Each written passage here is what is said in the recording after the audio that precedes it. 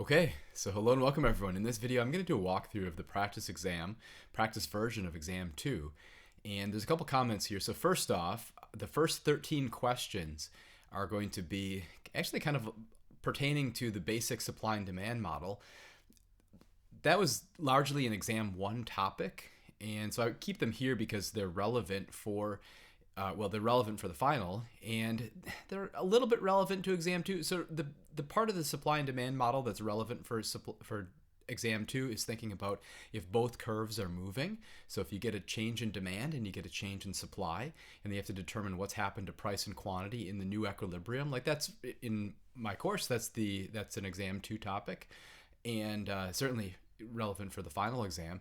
I think probably in most classes that's like an Exam 1 topic, but I like to go a little bit slower through the very beginning because I think it's important to get a good foundation to move forth. But anyway, so the questions that involve two curves moving, yeah, that's relevant for Exam 2. The ones that kind of pertain to just a single curve moving, part of it's review, part of it's necessary to be able to do those double shifts and some of the things that might happen in the other more relevant exercises.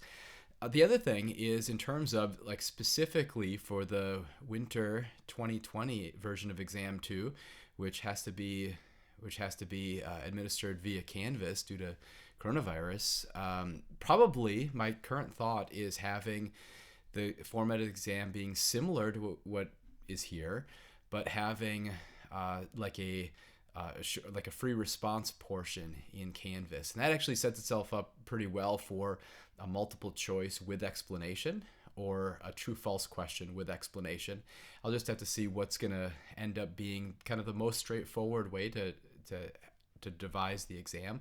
And I've looked at a couple of versions, and then probably what I'll do is come up with like a separate video before that exam. But anyway, so without further ado, I'll jump into the Exam 2 practice walkthrough. So first one, in a market economy, supply and demand determine A, both the quantity of each good produced and the price at which it's sold. Right? In the market economy, supply and demand are going to determine the market price and quantity. Right? Here's the demand curve, here's the supply curve where they cross. That gives us our market quantity and our market price. The other options, the quantity of each good produced but not the price at which it's sold. No, because the market economy we're assuming perfect competition. We're assuming we've got many buyers and many sellers. Their joint interaction is going to determine the price. The price at which the good is sold, not the quantity. Well, no. So once we've got the price, then via the demand curve and actually the supply curve, give me a price. If I have a demand curve, I can give you a quantity. Give me a price. If I have a supply curve, I can give a quantity. And since we have both, definitely for a price we can come up with a quantity. And then neither the quantity of the good produced nor the price at which it's sold. No, that's just wrong. Which of the following demonstrates the law of demand? After John got a raise at work, John buys more pretzels at $1.50 per pretzel than John did before John's raise. No, that's a change in income, right? So the law of demand is telling us at higher prices there's a lower quantity demanded, lower prices there's a higher quantity demanded. This is a change in income. That's one of our demand shifters, but it's not something that's going to give us directly the law of demand. Melissa buys fewer muffins at 75 cents per muffin than at $1 per muffin, other things equal. Wait a second, fewer muffins at the lower price? No, that violates the law of demand.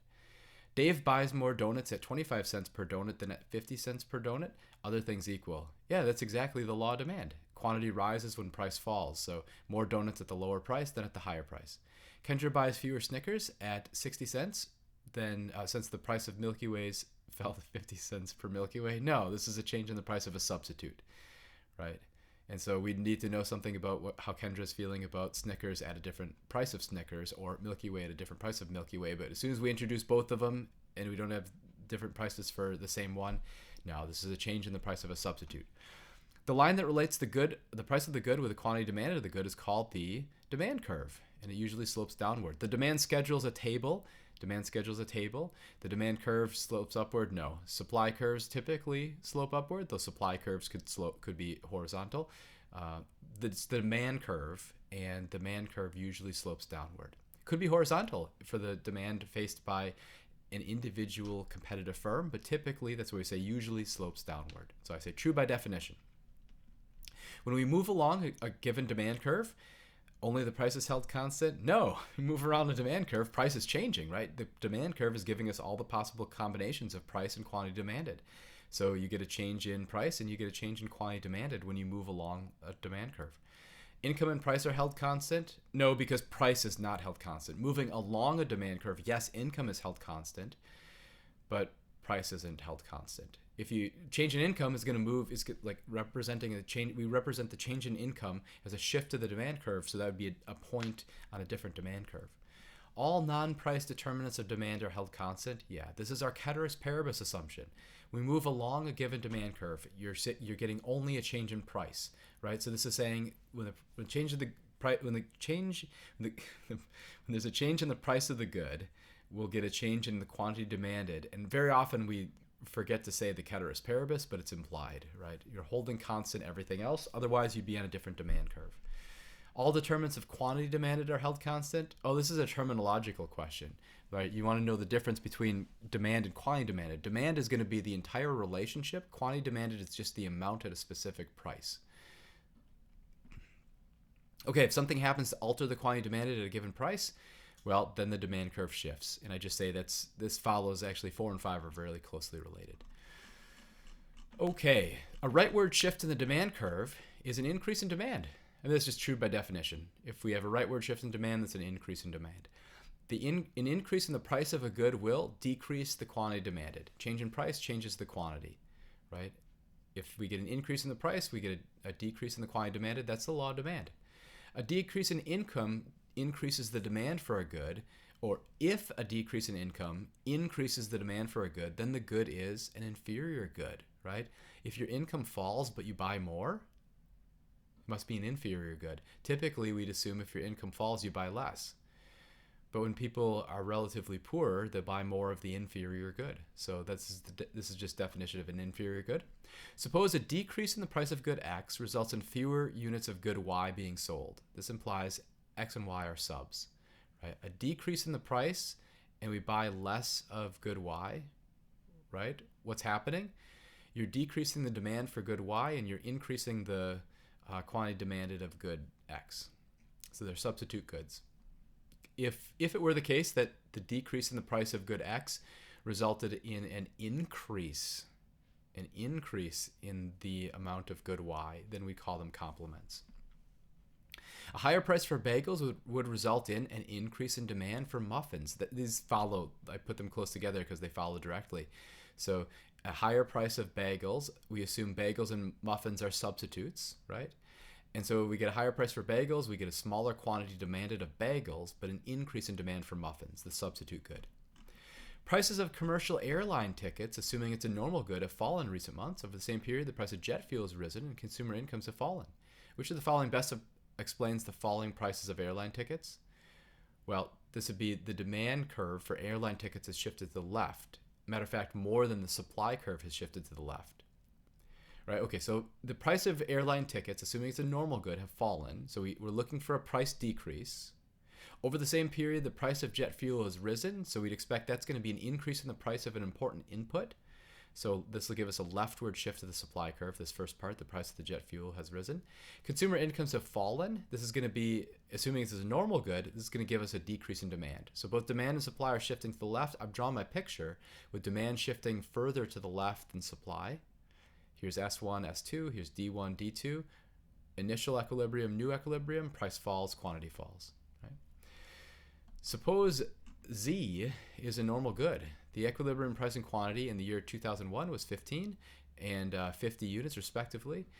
In 2004, the price had risen to 25 and the equilibrium quantity increased to 60. Other things remaining the same. Which of the following could explain this change? Well, here we have an apparent violation of the law of demand because we went from $15 in 50 units up to a higher price and a higher quantity. Well, it's not a violation of the law of demand. What's happened is we haven't maintained our ceteris paribus assumption. Something else has changed. Well, if something else has changed, something besides price has changed, this is going to give us a shift to the demand curve. Indeed, it would be a shift to the demand to the right will give us an increase in the price and an increase in the quantity, right? A rightward shift to demand. Equilibrium quantity will unambiguously decrease when demand decreases, supply doesn't change, or when demand does not change and supply decreases, or when they both decrease. We're thinking of when two curves move, right? You have to draw two pictures, one with a big shift going to demand and one with a big shift going to supply, and then one with a big shift going to supply and one with a big shift going to demand. And so I've done that here, although the little shift has been keeping the curve stationary. So in this case, I drew a leftward shift of demand and I didn't have supply moving. That's the same as having supply shifting a small amount to the left. We have price falling, we have quantity falling, or we have supply shifting to the left and demand shifting just imperceivably to the left or staying stationary. Either way, this is going to give us an increase in price in the new equilibrium, but a decrease in quantity. It's D. This is what's going to give us a decrease in quantity. Price elasticity of demand measures the buyer's responsiveness to a change in the price of the good. That's just the definition. That's the definition of price elasticity of demand, right? Measures the responsiveness of a change in price of good. The literal mathematical definition of price elasticity of demand, it's percentage change in quantity divided by the percentage change in price. Which of the following statements about price elasticity of demand is correct? Price elasticity of demand for a good measures the willingness of buyers to buy less of the good as the price rises. Yeah, that's elasticity is going to give us that. Price elasticity of demand reflects the many economic, psychological, social forces that shape consumer tastes. Yeah, that's right.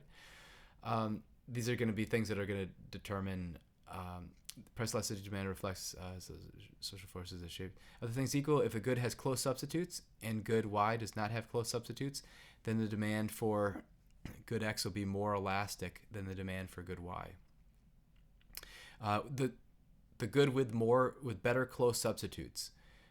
The good with better close substitutes is going to have more elastic demand. And so if you have fewer close substitutes, your demand will be more inelastic. So that's correct. All right. So holding other forces constant, when the price of gasoline rises, the number of gallons of gasoline demanded will fall substantially over a 10-year period. Oh, well, that's because when you have more time, you can find substitutes. So demand is going to be more elastic. So if the price rises and quantity falls by a bunch, that tells us that we have a really responsive quantity demanded to a small change in price. That happens if you've got a lot of options, you've got alternatives. So we expect over time you're able to find better alternatives, maybe electric cars. I put Tesla here. So 17, a good will have more elastic demand. The greater is the availability of close substitutes. That's what I just said. Demand is more responsive when people have alternatives. Suppose there's a 6% increase in the price of good X and the resulting 6% decrease in the quantity demanded. Price elasticity of demand, well, remember elasticity is percentage change in quantity divided by percentage change in price. So I have minus 6 over 6. In absolute value, this is 1. If the price elasticity demand for a good is 10 and you get a 4% increase in price, what happens to the quantity demanded? Price elasticity is 10, 4% increase in price, percentage change in quantity demanded, it's going to be a decrease. 40% decrease in quantity demanded. So if we have minus 4 divided by 4, minus 40 divided by 4, that's minus 10. The flatter the demand curve through a given point, the greater the price elasticity of demand at that point. Right, we said flat demand curves correspond to elastic demand, steep demand curves to inelastic demand. Demand is inelastic if the elasticity is less than 1 in absolute value, because this is like if you have a small percentage change in quantity and a proportionally larger percentage change in price. If the numerator is smaller than the denominator, the fraction is going to be less than 1, right? Think of fractions like 1/2, 1/3, 1/4, 1/5. The midpoint method used to compute elasticity because it gives the same answer regardless of the direction of the change. So here's the midpoint version of the elasticity formula. Here's the point elasticity version. I'll start here. Percentage change in quantity divided by percentage change in price. If I take Q2 minus Q1 divided by Q1, P2 minus P1 divided by P1, this is my percentage change in quantity. This is my percentage change in price.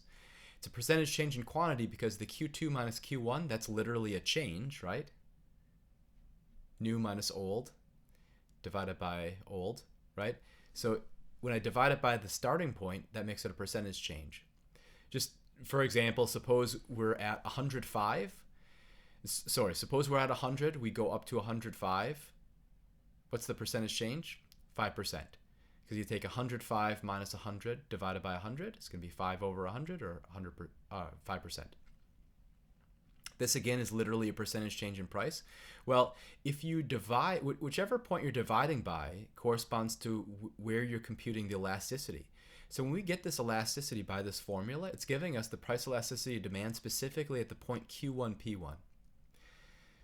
If we divide it by, if we switch the points, and this was like Q2, P2, then we'd be computing the price elasticity of demand from the other direction of the change at the other point.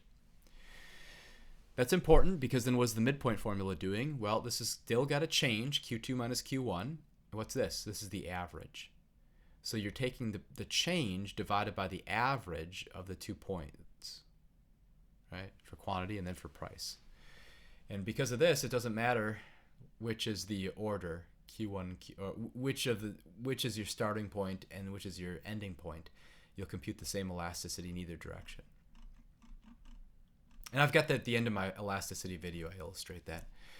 The microeconomics lecture on elasticity at the very end of the slides. I think I do a good job illustrating it.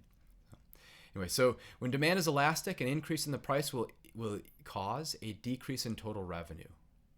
Why? Well, revenue is price times quantity. Remember elasticity is percentage change in quantity divided by percentage change in price. If you have elastic demand, that means the numerator is bigger than the denominator, right? A large percentage change in quantity, proportionally smaller percentage change in price, right? So if we get a small change in price, but a small increase in price, but a big decrease in quantity, that's going to be a big fall in revenue.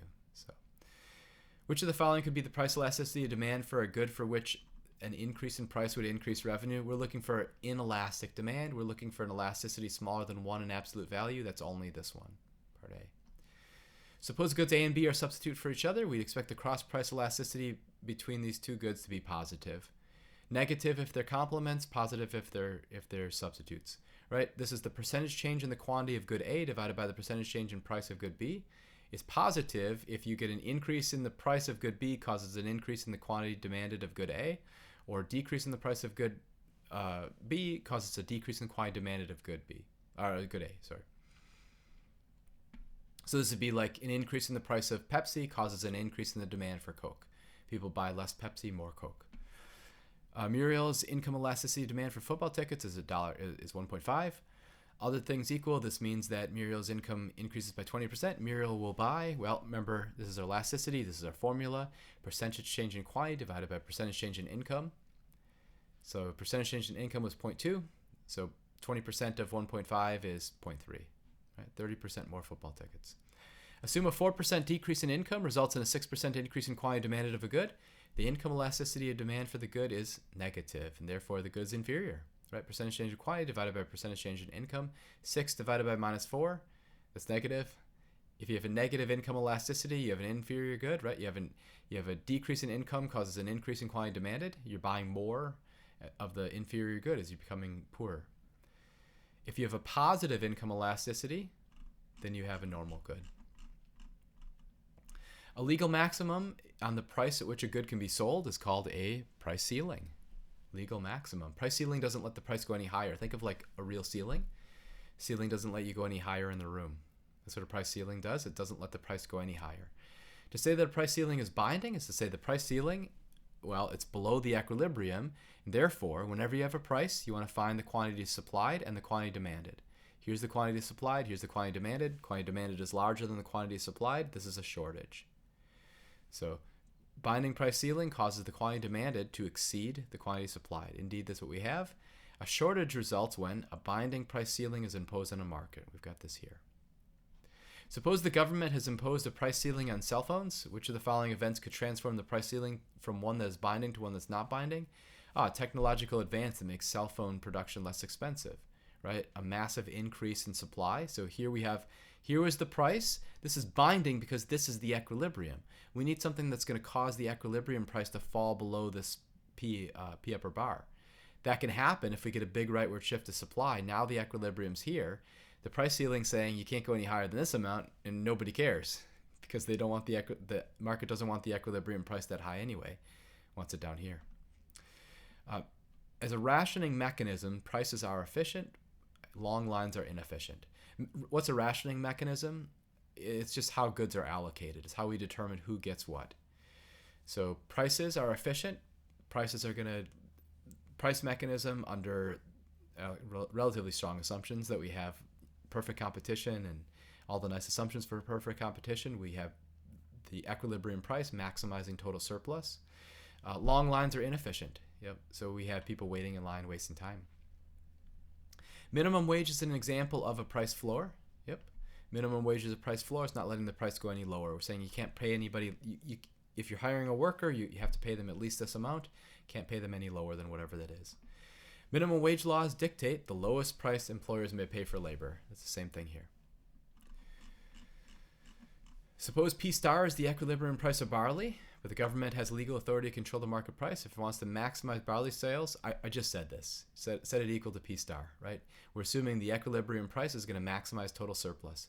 Remember, here's another way to see this. The quantity traded is the smaller of the quantity supplied and quantity demanded at a given price.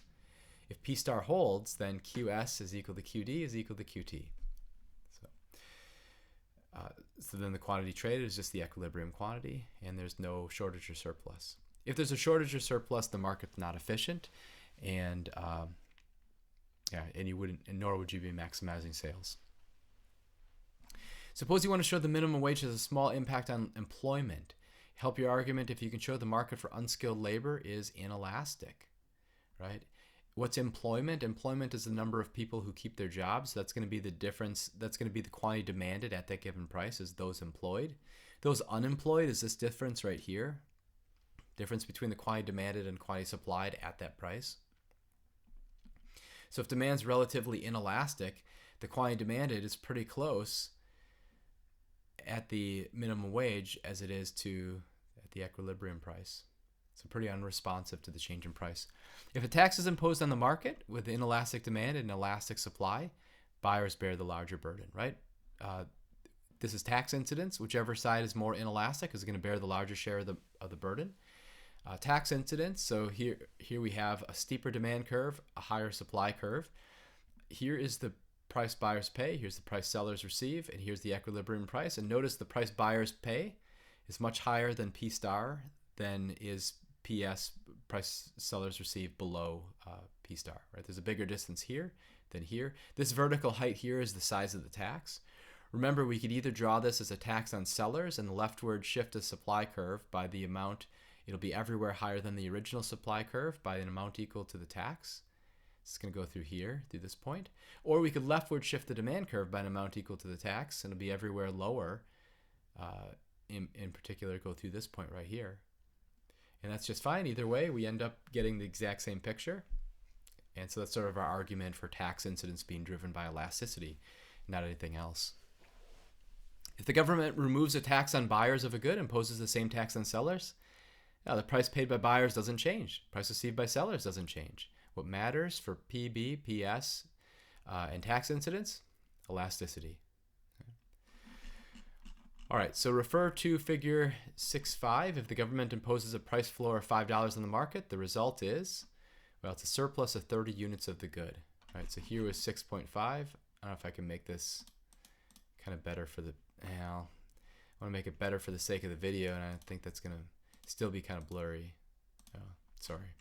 So I put it down here. Basically what you do is you take that price, $5, put the price ceiling and go across, and anytime you're given a price, you want to find the associated quantity demanded. Here it's 25. You want to find the associated quantity supplied. Here it's 55. The size of the surplus is going to be quantity supplied minus quantity demanded. So 55 minus 25, that's 30. Right? So a surplus of 30 units of the good. 41, the price of the good would continue to serve as the rationing mechanism if a price ceiling of $4 is imposed. Oh, that's exactly the equilibrium price. Price ceiling of $5 is imposed. Price ceiling telling us you can't go any higher than $5. That's going to be non-binding, right? So the equilibrium price is 4. Price ceiling at 4 is going to have no effect because it's going to say you can't go any higher than this, but nobody wants to because that's the equilibrium anyway. Price ceiling of 5 is non-binding. Price floor of 3, that would tell us that you can't go any lower than 3. Nobody cares because the equilibrium price wants it to be at 4. So that's why all of the above are correct. because all of these are non-binding. That's what we're looking for, right? Because we want the equilibrium price want the price of the good to continue to serve as the rationing mechanism. We don't want people waiting in line or anything like this. We don't want shortages or surpluses. All right. When a country allows trade and becomes an exporter, consumer surplus decreases, producer surplus increases. Right? With free trade, there's winners and losers. Economists will say, well, the winners will win more than the losers will lose on average. Consumers are going to lose, and that's measured by a decrease in consumer surplus. Producers gain, that's going to be represented by an increase in producer surplus. What's happening when you're exporting is the domestic producers are bypassing domestic consumers in favor of foreign consumers who are willing to pay more. So consumer surplus shrinks. Originally, this would have been the equilibrium price right here, and consumer surplus would be everything above the cursor under the demand curve. Then we get this leftward shift, or sorry, not leftward shift. We get this, we get the world price imposed on the market as we're opening up to trade. And so now consumer surplus is just the area under the demand curve and then above the world price. Producer surplus is going to be everything under the world price over the units sold. But wait a second, at the world price, there's a surplus. Here's domestic supply, here's domestic demand. At this price, the domestic quantity demanded is only here. At this price, the domestic quantity supplied is way out here. So there's more units produced in the local economy than will be consumed by the local economy. What happens to that surplus? It gets sent abroad. So it gets exported. And that's where some of the gains, some of the additional gains to the producers come from. I'll refer to 9.2. Without trade, consumer surplus is, well, okay, so in this figure, we're going to calculate consumer surplus. So consumer surplus is going to be the area under the demand curve and above the price. Here's the equilibrium price. So without trade, the equilibrium price prevails. So it'll be 1/2 base times height is the area of the triangle. So 1/2, 14, that's this 14, minus 7, that's this 7, times 70. That's the equilibrium quantity, and that's where you get the 245 from. Yeah, I don't know if I can show everything. It's just a little bit smaller. Now this picture's, now the picture's small, so whatever. If this country chooses to trade, the price of baskets in this country will be, well, with trade, the price of baskets is going to go to the world price. It's going to go to 10. So it'll go to 10, and then how many are sold domestically? Well, what's the quantity demanded? Domestically, it's 40. What's the quantity supplied domestically? It's 105. The quantity actually traded, the smaller of the two. It's 40. So that's QT. Refer to the figure. This country has a comparative advantage in baskets. Yeah, because the domestic equilibrium price is below the world price. Anytime the domestic price is below the world price, you have a comparative advantage in that good. Should export baskets? Yes. Is a price taker in the world economy? Yeah, we get that for free. So for A and B, you'd inspect the graph to determine that, and then we actually know we're going to assume they're a price taker in the world economy, that the economy is small relative to the world. With free trade, consumer surplus is, well, consumer surplus is just going to be the area under the demand curve and above the world price. So it's going to be 1/2 times the quantity 14 minus 10 times the quantity of 40. So 1/2, 4 times 40 is 80. The Buy American provision in the 2009 stimulus package required the stimulus money be spent on only U.S.-made goods, effectively enacting a quota of 0 imports when stimulus money was being spent. For the U.S. steel industry, a Buy American provision would create gains for all except for, let's see. So it's not U.S. steel companies because this is designed to benefit U.S. steel. Definitely U.S. taxpayers is the one that would not have gains. There are gains for U.S. steel companies. There's gains for steel workers employed by those steel companies. And then all would gain from the provision? No. U.S. taxpayers wouldn't gain. Why not? Well, the taxpayers are consumers. Right? So the consumers are going to lose. All right, so trade restrictions are often motivated by desire to save domestic jobs threatened by competition from imports. Which counter-argument is made by economists who oppose trade restrictions? Consumers pay a high cost for jobs saved through trade restrictions, right? This is the idea that with protectionism, the losers lose more than the winners win. So you can save jobs but it comes at a cost. There's a high trade-off. Extra credit, probably not on this exam too, but who knows. So when the price ceiling applies in this market, figure 6.8, and the supply curve shifts from S1 to S2, what happens? You get a shortage at the new market price of P2. Let's see that. We get a leftward shift of supply from S1 to S2. We're interested in what happens. Does the market price increase to P3? No, we have a price ceiling. The equilibrium price increases to P3, but the market price doesn't. There's a price ceiling. B, a surplus will occur at the new market price of P2. The new market price is indeed P2. We want to find the quantity demanded, quantity supplied. Here's the quantity demanded at P2. Here's the quantity supplied at P2. No, that's not a surplus. All right, that's not a surplus. It's a shortage. QD is bigger than QS. So you have a shortage at the new equilibrium price.